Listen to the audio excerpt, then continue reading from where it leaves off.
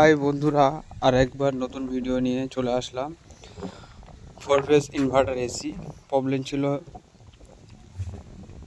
F7 হচ্ছে কি sensor সম্বন্ধিত কোনো ফল্ট। আমরা ইনডোর পিসিবিটা খুলে নিলাম, যেহেতু এর প্রবলেম এরকে রিপেয়ারিং করবে বলছে কাস্টমার, তাই আমরা একে প্রথম ইনডোর পিসিবিটা খুলে নিলাম।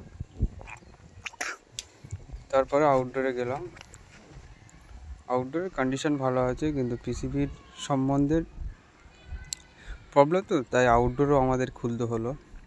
আউটডোর খুলে দেখলাম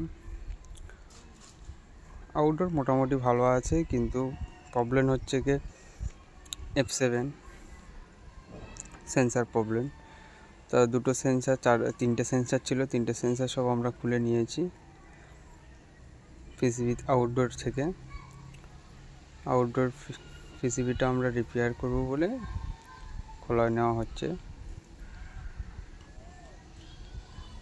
খোলার পরে মোটামুটি এই বোর্ড কাস্টমারের সঙ্গে কথা বললাম, কাস্টমার বলে ঠিক আছে রিপেয়ারিং করে দাও, আর নতুন যদি বা লাগাতে হয় তো নতুনের রেট বেশি পড়বে, যে সেহেতু কাস্টমার ওটাকে রিপেয়ার করতে চাইলো, তাই আমরা খুলে নিয়ে রিপেয়ার করতে যাব। খোলা আমাদের হয়ে গিয়েছে, এই খুলে নিয়ে আমরা এবার চলে যাব।